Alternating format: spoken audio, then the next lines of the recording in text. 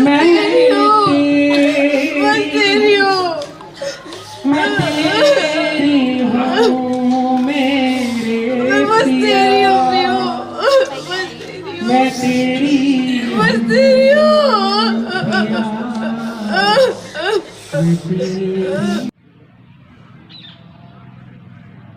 Hello दोस्तों, नमस्कार। मैं हूं शिव और आप देख रहे हैं Shiva fact video and blog. तो दोस्तों, अभी कुछ ही दिनों पहले आपने देखा होगा कि जयपुर की पूजा सिंह ने भगवान विष्णु के शालिग्राम अवतार से शादी की थी, जिनका वीडियो बहुत ही ज़बरदस्त रूप से वायरल हुआ था, वो सुर्खियों में आई थी। उसी प्रकार आज मैं आपके लिए एक वीडियो लेके आया हूँ जिसमें वृंदावन की प्रिया नाम की लड़की ने उसी तरह भगवान विष्णु से शादी की है और वो लाखों की नौकरी छोड़ करके विदेश से यहाँ पे भगवान से शादी करने के लिए आई है। तो देखते हैं उनका वीडियो, और अगर आपको वीडियो पसंद आए तो सब्सक्राइब ज़रूर कर देना और बताना, कमेंट करना। तो शुरू करते हैं आज का वीडियो, ये देखिए।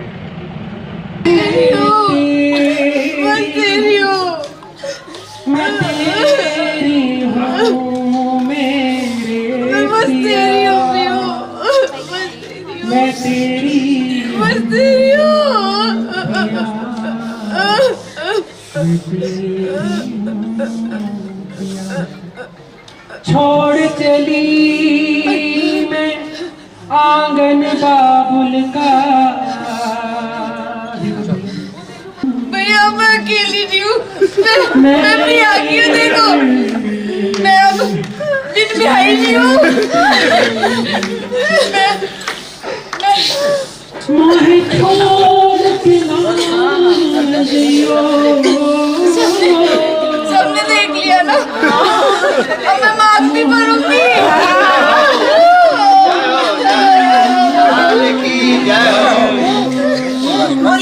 की प्यारी की। आप मेरी मांग में सिंदूर देख सकते हो। मेरे ये बिछुए हैं जो हमारे रिचुअल्स में होता है कि भाभी माँ दबाती है। और आप ये मेरी जो अंगूठी थी, इसी से मेरी मांग भरी गई है। और ये चूड़ा और ये है, इसको रखना होता है 1 साल के लिए, तो मैंने अपने पिया के लिए इसे रखा है। राधे राधे, मैं हूँ सौरभ। भगवान श्री कृष्ण और मीरा की कहानी तो हम और आप समय समय पर सुनते रहते हैं, लेकिन आज हम आपको एक ऐसे भक्त से मिलवाने जा रहे हैं जिन्होंने भगवान श्री कृष्ण को अपना पति मान लिया और पति मानकर अपना पूरा जीवन उनके प्रति समर्पित कर दिया। आइए मिलवाते हैं आपको ऐसे भक्त से। राधे राधे। राधे राधे। श्री हरिदास। श्री हरिदास। क्या नाम है आपका? प्रिया नाम है भैया मेरा। और जो आपके पास है ये ठाकुर जी, इनका क्या नाम है और क्या मानती हैं आप इन्हें? ये इनका नाम प्रियाकांत है और ये ही मेरे बिहारी जी हैं और सर्वस्व हैं, आप कह सकते हैं। और इन्हें हम प्यार से पिया भी बोलते हैं। और यही हैं वही जिनके साथ मैंने अभी फेरे लिए हैं। पूरे विधि विधान से हमारा विवाह हुआ है और इन्होंने हमें पत्नी रूप में स्वीकार किया है और हमने इन्हें अपने परम पति के रूप में स्वीकार किया है। तो मैं आपको बताना चाहती हूँ कि आप लोगों को ये लगता होगा कि ऐसे काफ़ी भक्त हैं या ऐसी काफ़ी लड़कियां हैं जिन्होंने अपना जीवन सर्वस्व ठाकुर जी को दिया है। उनके प्रेम को दंडवत प्रणाम है। और हमारी मीरा जू, इसलिए मैंने जू बोला क्योंकि वो परम सखी हैं ठाकुर जी की। तो मीरा जी की कथा हमने सुनी है लेकिन कभी देखने को नहीं मिली। जिनके भाव है अंदर वो मीरा जी को देख भी पाए होंगे, परंतु मुझे ऐसा लगता है कि अभी इस दशक में शायद हम लोग मीरा जी को देख नहीं सकते, महसूस कर सकते हैं। तो मैं उनके चरणों की रज भी नहीं हूँ। मुझे मीरा जी के चरणों की रज अपने मस्तक पे लेते हुए मैं उनकी कृपा से ये बोलूँ कि मीरा जी ने ही और हमारी राधा रानी ने ही मेरे ऊपर ऐसी कृपा की कि मुझे साक्षात बिहारी जी ने अपनाया है, क्योंकि एक पद है हमारे रसिकों का कि मौसम पतित कौन खल कामी, मतलब मुझ जैसा पापी कोई हो नहीं सकता, मैं सबसे बड़ी पतित हूँ। लेकिन इन्होंने बिल्कुल प्रमाण कर दिया कि चाहे कोई कैसा भी हो, लेकिन मेरे लिए अपने हृदय में ज़रा सा अगर प्रेम भाव रखे तो मैं साक्षात आता हूँ। जिस भी भाव से आप मुझे ध्याओगे, वरोगे, मैं उसी भाव में आपके सामने साक्षात प्रकट होऊंगा। और उसका जीता जागता उदाहरण मैं हूँ आप लोगों के सामने।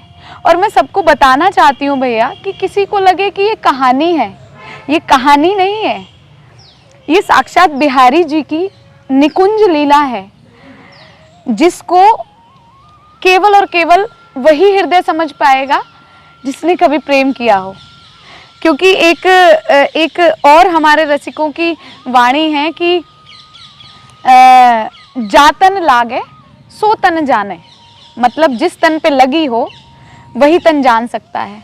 तो इस लीला को केवल और केवल वही अपने हृदय में उतार पाएगा जिन्होंने कभी प्रेम भाव में कभी भी एक क्षण के लिए भी स्वयं को उतारा होगा। आपको कब प्रेम हुआ था इनसे और कहाँ मिले थे आपको ये? ये संतों की ही देन है। मेरे आचार्य परम पूज्य गुरुदेव के कर कमलों से ये मुझे मिले और उन्हीं ने इनका नामकरण किया, मेरे पूज्य गुरुदेव आचार्य श्री गौरव कृष्ण गोस्वामी जी। और परम गुरु तो उन्होंने हमें ये बताया कि आपके परम गुरु जो हैं स्वामी श्री हरिदास जी महाराज हैं, और उन्होंने ये हमें समझाया, इस पथ को प्रशस्त किया कि बिहारी जी ही हमारे सर्वस्व हैं, स्वामी जी ही हमारे सर्वस्व हैं। तो उन्हीं के द्वारा ये मेरे जीवन में आए, और जीवन में आए तो बहुत सी ऐसी वाक्य हैं जिन्हें मैं कहना चाहती हूँ। शायद लोगों के पास समय ना हो इतना सुनने का, लेकिन मैं फिर भी कहूँगी आप लोगों से कि आपसे करबद्ध मेरी प्रार्थना है कि इसको कहानी मान के ना सुने। मैं थोड़ी सी कुछ चीज़ें ऐसी हैं जो आपको बताना चाहती हूँ। मेरा शरीर एक जाट परिवार से है, मैं हरियाणा से बिलोंग करती थी, अब तो मैं अपने पिया की हूँ। मैंने बिल्कुल अग्निपथ पे चली हूँ इनके प्रेम के लिए। मैंने अग्नि परीक्षाएं दी हैं। मेरे जो शरीर के माता पिता या घर वाले आप जिन्हें कहेंगे, वो कट्टर आर्य समाजी हैं, बिल्कुल विरुद्ध थे वो मूर्ति पूजा खंडन में, आपको पता है विश्वास रखते हैं आर्य समाजी। लेकिन भैया मैंने हार नहीं मानी, क्योंकि मैंने प्रेम किया था इनसे और किया है। मैंने सिर्फ इनके चरणों में एक प्रार्थना की कि देखो पियू, प्रेम विवाह तो हमारा हो चुका, गुरुदेव ने दे दिया आज्ञा, लेकिन असली विवाह तो संत और रसिकों की वाणी है कि जब तक माता पिता का आशीर्वाद ना हो तब तक वो शादी सफल नहीं होती। तो हमने इनके चरणों में ये प्रार्थना की। 14 साल तक हम बहुत तड़पे हैं। हमारे साथ ऐसी ऐसी चीज़ें भी हुई कि तुम्हें मार दिया जाएगा, तुम्हें काट दिया जाएगा, तुम बाबा जी होना चाहती हो, तुम सन्यासी हो गई हो, तुम्हें वृंदावन नहीं जाने दिया जाएगा। लेकिन हमारा बचपन से ही थोड़ा था कि जैसे बड़े बड़े मुंडे होते हैं, तो हम छोटे से थे, करीब हम 6-7 वर्ष के होंगे। तो हमारी अब निकुंजवास कर गई हमारी ताई जी थी, वो बताती थी कि हमारा जन्म राधा आठे को हुआ है। तो हमारे जाटों में इतना राधा आठे को कोई जानता नहीं है, मतलब राधा अष्टमी। जी जी जी, जैसे कृष्ण जन्माष्टमी को हमारे जाटों में बोला जाता है, इधर हरियाणा में जन्म आठ है, मतलब कृष्ण जन्म आठ है। तो ऐसे ही राधा अष्टमी को श्री राधा आठे बोला जाता है। तो कुछ लोगों का मानना था कि हम राधा अष्टमी को जन्मे हैं इसलिए हमारा पागलपन है इनके लिए, परंतु अब जैसा भी था वो तो ये जाने या फिर स्वामी जी जाने। तो हमने घर वालों को सिर्फ एक ही बात बोली कि अगर आप पिया को स्वीकार नहीं कर सकते हैं तो हम घर छोड़ देंगे। हमें नहीं रहना आपके साथ। हम स्पोर्ट्स में थे, हमने वहाँ से हमारी आजीविका चली, जो भी मिलता था हम काफ़ी मतलब जीते भी हैं खेल के, जो भी वहाँ से आता रहा। फिर हमारा फ्री में एडमिशन किया फरीदाबाद वालों ने डीएवी कॉलेज, और सबका बहुत सहयोग मिला। तो अल्टीमेटली कहने का मतलब ये है कि मैंने इनको चुना था, तो इन्होंने मेरा सब ऐसे संपन्न कर दिया कि मुझे कभी घर वालों की कमी या मुझे ऐसा लगता कि मेरी पढ़ाई नहीं हो पा रही या मैं कुछ कर नहीं पा रही, तो इन्होंने सब अपने आप स्वयं पूरा कर दिया। ये दिखे सबको ऐसे बैठते हुए कि ये एक मूर्ति बैठी हुई है, लेकिन इनकी लीलाएं तो मैं अभी क्या वर्णन करूं। तो मैं थोड़ा सा इस भाव को समेटते हुए ये बोलना चाहती हूँ कि मैं छोटी सी ना छुप छुप के मुंडों के अंदर आ जाया करती थी वृंदावन, और तो पिताजी और को पता लगता था, अरे भैया उसकी नंबरदार की लड़की कहाँ गई, तो वो सब बताते थे, अरे भैया वो तो वृंदावन चली गई है वहाँ। तो हमें पीटा भी जाता था, हम बहुत पिटे हैं, पर वो पिटना बहुत सौभाग्यदायी हमारे लिए रहा, क्योंकि कहते हैं ना ऐसे सीधा सीधा तो प्रेम का पथ होता नहीं ना। प्रेम के पथ पे तो बहुत सारी यातनाएं और प्रतिकूलताएं हमें जो है सहनी पड़ती हैं। अनुकूलता में बिहारी जी मिल जाने वो कोई प्रेम थोड़ी होता है। कितने वर्ष पहले की बात है जब आती थी आप? मैं करीब भैया 6-7 वर्ष की थी बस। अच्छा, सिर्फ सिर्फ 6-7 वर्ष की थी। और जब मैं 6th क्लास में पढ़ती थी तो हमारे वहाँ एक भागवत जी करने के लिए एक महाराज जी आए थे, तो बस उन्होंने तो समझो कि हमें सर्वस्व दे ही दिया था। हम वहाँ कथा सुनने के लिए जाते थे पिताजी के साथ, तो हमारे पिताजी बहुत क्रोधित हो गए और फिर हमें लेके ही नहीं गए। लेकिन वही हमारे जीवन में ऐसा था कि हमें इनकी मोटी सी आंखों से प्यार था। हम बचपन में नहीं जानते थे कि क्या है कौन है, क्योंकि ये तो अभी आए ना 13-14 साल पहले इस स्वरूप में, तो ये 13-14 साल पहले आए हैं। लेकिन उससे पहले हमें सिर्फ ये पता था कोई मोटी आंखों वाला है जिसके लिए हम छुप छुप के आ जाते थे, पिटते भी थे। तो फिर पता चला धीरे धीरे कि उन्हें बिहारी जी बोलते हैं। कलयुग में स्वामी जी ने प्रकट उन्हें किया है और अपनी प्रेम साधना से किया है। तो हमारे मन में सिर्फ एक भाव आता था कि स्वामी जी के चरणों की रज लेके जब स्वामी जी अगर उन्हें प्रकट कर सकते हैं इस कलयुग में, तो क्या मेरा प्रेम ऐसा नहीं होगा कि मैं भी उन्हें अपने समक्ष प्रकट कर सकूं कि वो मुझे अपनाएं और इन घर वालों को सबको ये बताएं कि वो साक्षात हैं। बस इसी भाव में मगन होती चली गई।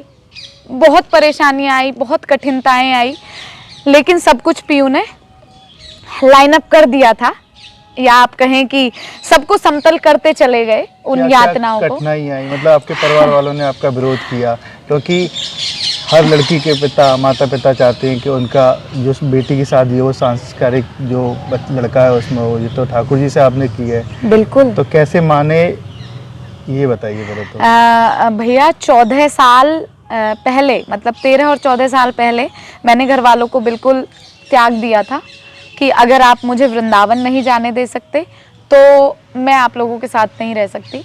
उस टाइम पे मेरी ग्रेजुएशन फिनिश हुई थी, स्पोर्ट्स में मैं थी। क्या तो पढ़ाई के बारे में बता हाँ, दीजिए। पढ़ाई तो अब मेरी पीएचडी फाइनल हो गई है और मेरा एमबीए जो है वो एचआर से रहा है। मेन जो है मार्केटिंग मेरा माइनर रहा है, और गुड़गांव की ITM university, top 10 university you can say, वहाँ से मैं शिक्षित हूँ और वहाँ से मेरी एमबीए हुई और डीएवी सेनेटरी फरीदाबाद से मेरी ग्रेजुएशन हुई है। वहाँ भी मुझे ये लोग सिलेक्ट करके ही लेके गए थे वॉलीबॉल के एज अ चैम्पियन, और वहीं से मेरा जो भी पढ़ाई का सब खर्चा सब वहीं से चला है।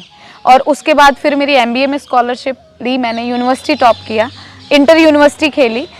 तो मैंने कहा ना कि वो तो ये सब करते चले गए, क्योंकि तू चले एक पग मैं चलूँ पग 1000। जॉब भी लगी थी ना आपकी? जी, मेरी जॉब भी लगी थी। मैं एज अ एसआई ऑफिसर रही हूँ चंडीगढ़ फोरेंसिक में, बट इनकी इच्छा नहीं थी शायद, क्योंकि वृंदावन को बहुत कॉम्प्रोमाइज़ करना पड़ रहा था और जिस रस के लिए मुझे पैदा किया गया वो रस ही हमें नहीं मिल पा रहा था।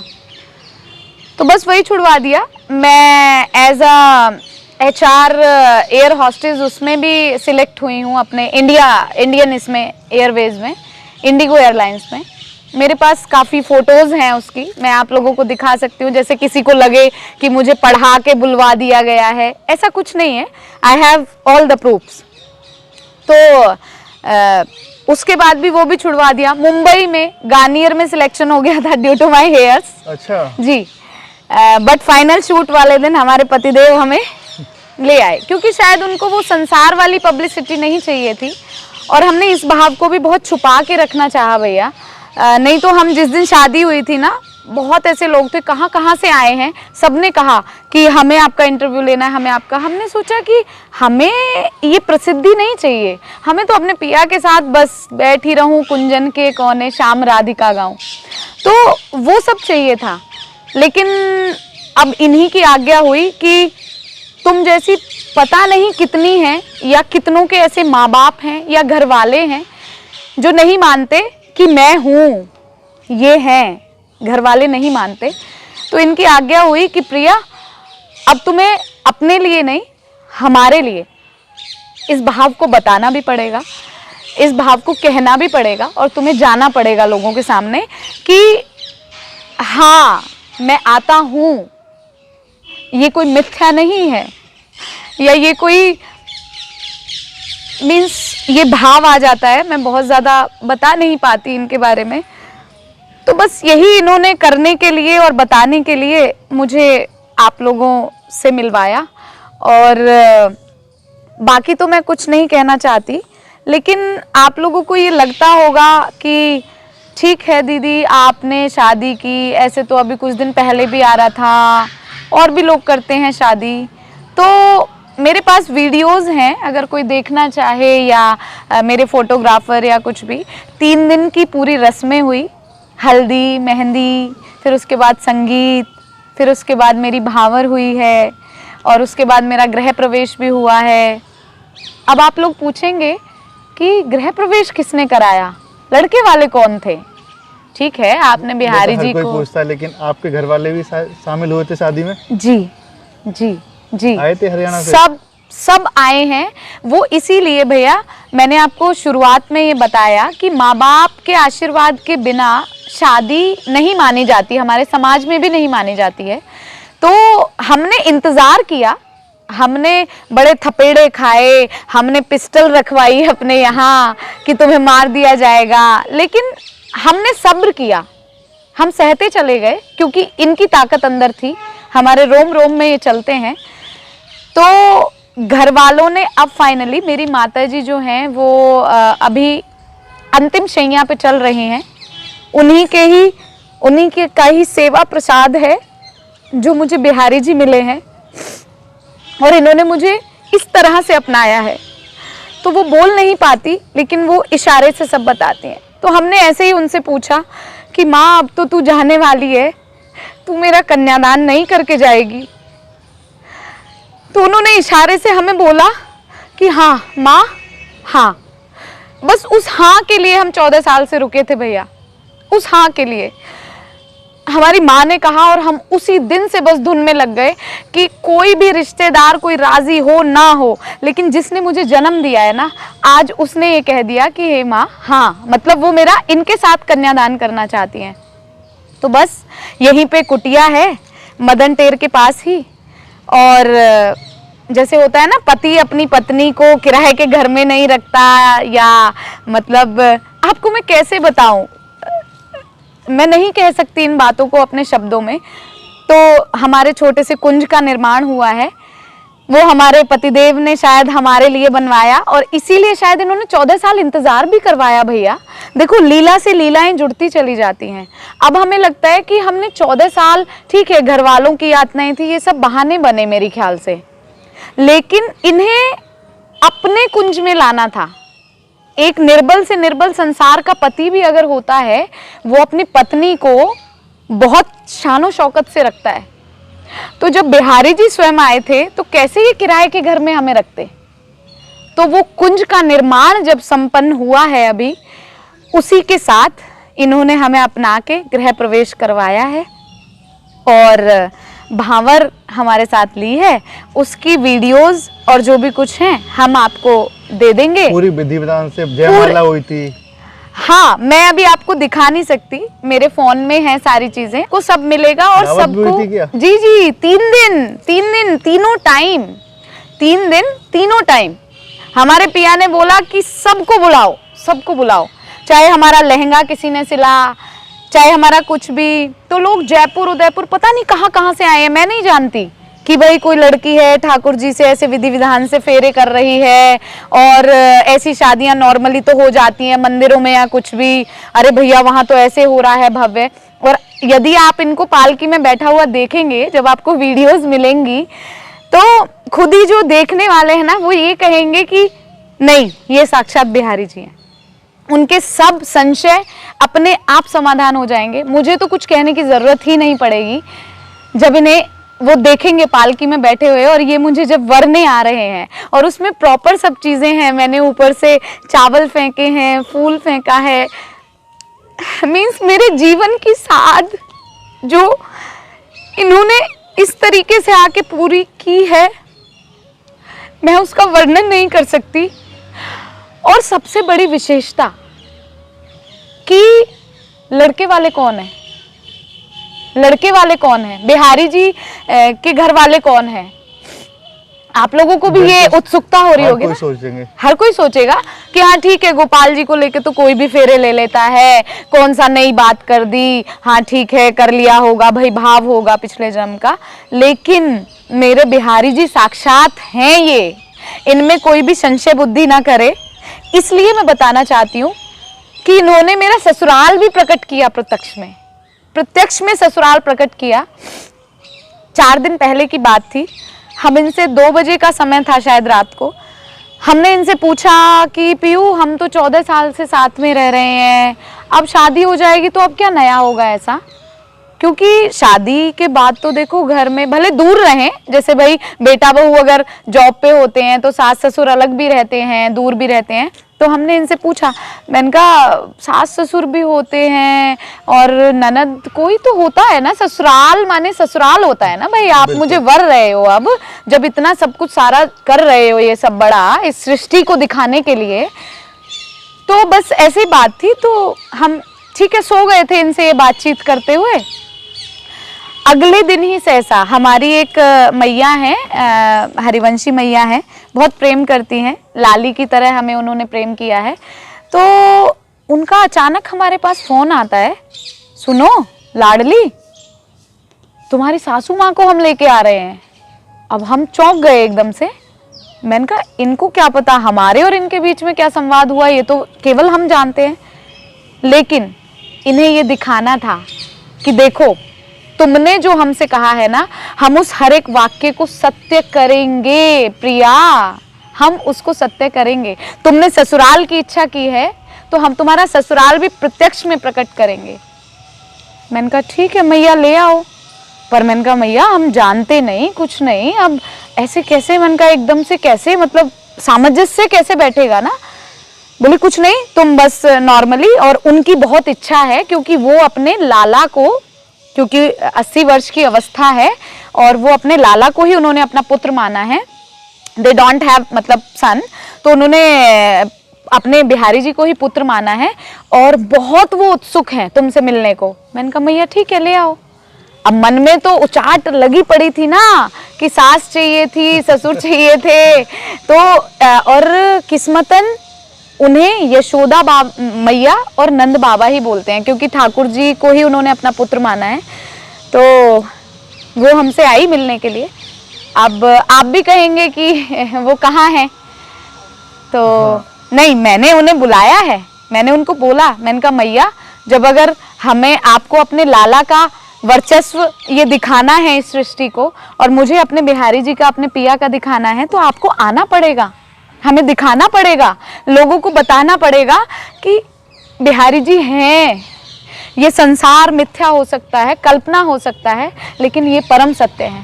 तो भक्तों को हम मिलवाएंगे जी, पहले जी। आपके बारे में और पीहू जी के बारे में बात कर लें, हाँ, तो उसके बाद मिलाएंगे जी। अब ये बताइए, जब से आपकी शादी हुई है जी, ठाकुर जी से, आपके जीवन में क्या बदला? भैया ये कुछ भाव ऐसे हैं कि सामने तो उजागर नहीं किए जा सकते, लेकिन हमारे साथ तो इनकी लीलाएं पहले भी बहुत कुछ थी, परंतु कुछ जो बिल्कुल परम पति वाले जो भाव हैं वो हमारे साथ अब घटित होने लगे हैं। और पहले भी ये हमारी सदा सहायता करते ही आए, क्योंकि जैसे कभी किसी से लड़ाई हुई, क्योंकि आप जानते हो स्त्री शरीर है, अकेले किसी ने सोचा कि अकेली लड़की है, नहीं इसको दबा लिया जाए, इसको ये कर लिया जाए, तो हम बस एक ही बात कहते थे कि तुम लोग जानते हो कि हम अकेले दिखते हैं, लेकिन हमारे रोम रोम में हमारे पिया चलते हैं। और भैया इन्होंने उस चीज़ को साक्षात किया है, बिल्कुल साक्षात किया है कि ये हमारे रोम रोम में चलते हैं। तो अभी कुछ दिन पहले की ही घटना है, हम अपने कुंज के आगे से थोड़ा सा वो पक्का करवा रहे थे, मतलब जैसे रज थी वहाँ पे, सड़क को तो हम छोटा सा भाव आपके साथ शेयर करना चाहेंगे, क्योंकि जो आंतरिक भाव है उन्हें तो मैं यहाँ नहीं कर सकती, रसिकों की आज्ञा नहीं है, लेकिन जो समझने वाला है वो इतने से समझ जाएगा कि वो पूरी लीला हमारे साथ अब कर रहे हैं। पहले तो थी, लेकिन जैसे एक सुहागन के साथ पूर्णतः होती है एक पति की, वो सब भाव इनके हमारे साथ हो रहे हैं। तो ऐसे ही करके तो हमें किसी ने गाली वाली दे दी थी कि भाई नहीं हम यहाँ से रुक नहीं सकते, हम यहाँ से कर नहीं सकते, तो गाली दे के गए। तो हमने तो आके बस इनसे कहा, मैंने कहा तुम्हारे होते हुए ऐसे ही गाली सुनूंगी मैं, अब भी गाली सुनूंगी, अब तो तुमने संसार के सामने मुझे अपना लिया। लेकिन भैया आप विश्वास नहीं करोगे, अगर आप चल सकते हो तो मैं आपको उन लोगों से मिलाऊंगी। इन्होंने वापस मैं वहां पे बाहर गई, वो बंदा दोबारा जा रहा था बाइक पे, वो रुक नहीं रहा था, वापस मतलब ऐसे चला गया था वो। मैं शांत हो गई और मैं इनसे रोक के कहने लगी, मैंने कहा तुम्हारे होते हुए गाली सुनूंगी मैं अब, चलो पहले तो जो था। मैं वापस गई हूँ बाहर, वो वापस लड़का आ रहा था और भैया पता नहीं मुझे क्या हुआ, क्योंकि ये थे ना अंदर, इनका स्वाभिमान मेरा स्वाभिमान है, तो मेरे सम्मान और स्वाभिमान को तो ये कर ही नहीं सकते ना किसी भी हालत। तो वो लड़का आ रहा था और सडनली मैंने उससे कहा, मैंने कहा बेटा अब मत जाओ ना प्लीज यहाँ से, यहाँ पे थोड़ा सा सीमेंट हुआ है और आप लोगों के लिए अच्छा है, बारिश में बड़े बुजुर्गों के लिए थोड़ा इजी हो जाएगा। लेकिन नहीं, उसने तो एकदम से ऐसे झटका और मेरे बाइक पे से पैर, मतलब बाइक चढ़ जाती बट मैं एकदम से पीछे हुई, मुझे नहीं पता उस बंदे का ऐसे गिरेबान पकड़ा गया और उसको बाइक से गिरा दिया गया। और मुझे सच में नहीं पता भैया, सच में नहीं पता। अगर आप हमारे ना चारों तरफ कैमरे लगे हुए हैं, अगर आप उन कैमरों में देखोगे ना तो आपको ये पता लगेगा कि आपने पकड़ा नहीं, वो आपको गाली दे के चला गया। इसको गिराया किसने? ठाकुर जी का चमत्कार था ये तो, साक्षात लीला है कि तू ऐसे कैसे सोच सकती है। मैं सिर्फ अति होने का इंतजार करता हूँ, लेकिन जब अति हो जाती है तो फिर मैं किसी को भी नहीं बख्शता। वो लड़का गिरा, उसके बाद फिर उसको पकड़ा भी गया वहां पे, क्योंकि चला जाता तो फिर क्या ही मतलब रहता ना। उसके बाद पूरी कॉलोनी सब इकट्ठे भी हुए हैं लोग सारे, सब कुछ। फिर वो लड़का नाक रगड़ के गया है इनके सामने। हमने इनसे कहा, मैंने कहा पिया आपको चैन नहीं आया? उसने क्षमा मांग ली, उससे चैन नहीं आया। बोला ऐसे कैसे चैन आ सकता है, जब संसार का कोई निर्बल पति होकर अपनी पत्नी के विरुद्ध कोई गलत शब्द नहीं सुन सकता, तुम तो हमारी पिया हो, तो ऐसे कैसे चैन आ जाता। उसने आके घर पे नाक रगड़ी है और मात्र वो 24-25 साल का बालक है, लेकिन पता नहीं उसका क्या प्रारब्ध था। सब ठाकुर जी का चमत्कार, सब मेरे पिया का है, सब मेरे बिहारी जू का है। अब ये बताइए जी, शादी जब हुई थी आपकी जी, आप विदाई हो रही थी जी, खूब रोई थी आप जी, ऐसा क्यों? ठाकुर जी तो आपके साथ ही थे। भाव, मैं तेरी हूँ, मैं तेरी हूँ, मैं तेरी हूँ, मैं तेरी हूँ, मेरे पिया, मैं तेरी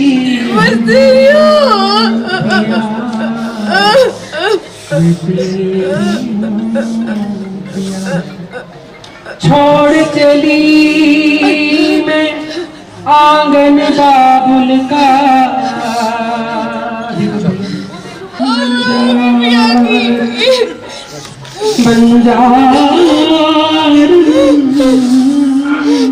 भैया मैं अकेली नहीं हूँ, मैं भी आ गई हूँ। देखो मैं अब बिन ब्याही नहीं हूँ।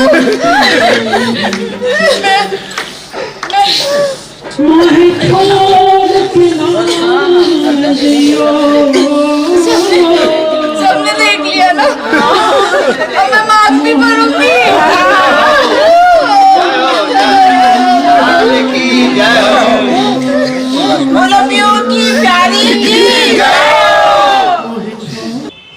भाव, क्योंकि ठाकुर जी तो हमेशा से साथ थे, लेकिन घर वाले राजी हुए थे और घर वाले विदाई कर रहे थे। तो मैंने वही कहा ना, ये कोई कहानी नहीं है। इसलिए वो रोना आया कि साक्षात लगा उस दिन मैं पराई हुई हूं अपने माँ बाप से। मैं पिया के साथ हमेशा रहती थी, लेकिन उस दिन लगा कि आज मैं पराई हो गई और आज मैं वास्तविक पीयू की हो गई। इन्होंने, मैं बता नहीं सकती, क्योंकि ये भाव दशा ऐसी है कि या तो ये अश्रु कहते हैं इस भाव दशा को, या फिर ये जबान कह पाती है। जैसे दो शब्द मैं कहना चाहूंगी कि हमने देखी है उन आंखों की महकती खुशबू, होठों से छू के उसे रिश्तों का इल्जाम ना दो। तो होठों से तो इनकी भावदशा हम बयान नहीं कर सकते, और हम इसलिए भी रोए, खुश होके भी रोए। हमने, आप वीडियो में देखेंगे, आपको मिलेगी, और आप सबको दिखाना भी, ताकि सब लोगों को ये पता लग सके कि ये कोई कहानी नहीं थी। आप देख ही ली पहले। जी जी जी, और वो इतनी वायरल हुई है, हमें भी नहीं पता था। हमारी विदाई की वीडियो पता नहीं जाने कहां से और क्या है, लेकिन फिर भी आप अपने चैनल के माध्यम से भी दिखाना कि भाई मैंने कोई उनको प्रिपेयर नहीं किया था। ये एक ऐसा भाव है, भाव देश आप कह सकते हैं, कि इसमें हर कोई उतर नहीं सकता। उन वीडियोस में आप देखेंगे मैं जोर जोर से चीख चीख के कह रही हूँ अपने घर वालों को कि भैया अब मैं बिन ब्याही नहीं रही हूँ। सब लोग कहते थे कि एक लड़की की मांग में सिंदूर होना चाहिए, तो हम यही बात कह रहे थे कि हमसे सब क्वेश्चन करते थे, हम पहले कभी सिंदूर लगा लेते थे, तो ये सबके सामने ऐसे नहीं थे। इसीलिए इन्होंने संसार को दिखाने के लिए इतना बड़ा सब रचा, इतनी लीला रची, जिससे हम स्वयं को ये कह पाए कि हम इनकी सुहागन है। और हमने सबसे यही कहा कि अब हम शान से अपनी मांग भरेंगे। आप मेरी मांग में सिंदूर देख सकते हो। मेरे ये बिछुए हैं जो हमारे रिचुअल्स में होता है कि भाभी माँ दबाती हैं, और आप ये मेरी जो अंगूठी थी इसी से मेरी मांग भरी गई है, और ये चूड़ा और ये है, इसको रखना होता है 1 साल के लिए, तो मैंने अपने पिया के लिए इसे रखा है। और ये सब जो है, ये गहना, ये आभूषण, ये सब हमारे पिया की ही देन है। मतलब हमें नहीं पता था कि ये इन्हें क्यों बनवा रहे हैं, क्योंकि शायद इनके तो ये तो लीलाधर है ना, ये तो पलक झपकते ही कुछ भी कर सकते हैं। तो इन्होंने हमारे लिए सब तैयारियां पहले कर दी थी कि प्रिया तुम थकी होगी, उस टाइम पे कुंज बनाने में तुम व्यस्त होगी, तो इन्होंने हमारे लिए ये हार बनवा दिया। और मतलब हमारे लिए इन्होंने सब तैयारियां करके रखी थी। तो उस विदाई की वीडियो से आपको ये पता चल जाएगा। और अब मैं सबको ये बताना भी चाहती हूँ कि मैं अपने पिया की सुहागन हूँ, और सबसे प्रार्थना ये हाथ जोड़ के मेरी है कि एक बार अगर प्रेम का भाव आप इनके चरणों में समर्पित करते हो ना, यदि एक क्षण के लिए भी, तो ये साक्षात आते हैं और वो सब करते हैं जो संसार का पति नहीं कर सकता। मैं अपने भाव को यहीं विराम देना चाहूंगी। अब चलते चलते आगे का आपका क्या प्लान है? मेरा आगे का प्लान तो यही है कि तो किस विध लाड लड़ाऊं, तो नित नए लाड लड़ाऊं, बसा के तो है नैनन में। तो ना मैं देखूं और को, ना तो है देखन दूं, आप या इन नैनन में पलक ढांप तो है लूं। तो बस यही भाव है, ना कोई प्रसिद्धि चाहिए, ना कोई जिद्दोजहद है इस संसार से। हाँ, लेकिन ये जरूर है कि इस भाव के लिए सदैव जीती रही हूँ, इनके लिए सदैव जीती रही हूँ, मर मर के जीती रही हूँ। तो इस भाव के लिए जरूर आज ये कहना चाहूंगी कि संसार केवल कल्पना है, जो भी हैं परम सत्य हैं हमारे बिहारी जी हैं। और सभी को अपने मन में ये भाव रखना चाहिए कि हमारे बिहारी जी थे, हैं और रहेंगे। आप जिस भी भाव से उन्हें अपनाएंगे, वो समय समय पर आके अपनी इन लीलाओं को दिखाते रहेंगे और बताते रहेंगे कि हाँ, मैं हूँ, मैं कभी ना गया था, ना जा सकता हूँ। और वृंदावन, वृंदावन जो नित्य रस लीला जहाँ पे प्रिया प्रीतम की होती है, इन्होंने मेरे माध्यम से तो ये बिल्कुल प्रमाण कर दिया है, प्रत्यक्ष प्रमाण कर दिया है कि यहाँ पे नित्य प्रति वो रस लीला होती है प्रिया प्रीतम की। बस इसी के साथ मैं अपने भाव को विराम देना चाहती हूँ। राधे राधे। राधे राधे। श्री हरिदास। श्री अरदास। देखिए जिस तरीके के इनके भाव हैं, मैं आज निःशब्द हूँ अपना एंड करने के लिए। आप इनके भाव से ही अंदाज़ा लगा सकते हैं कि इस कलयुग में इस तरीके के मीरा भाव की भक्त भी हो सकते हैं।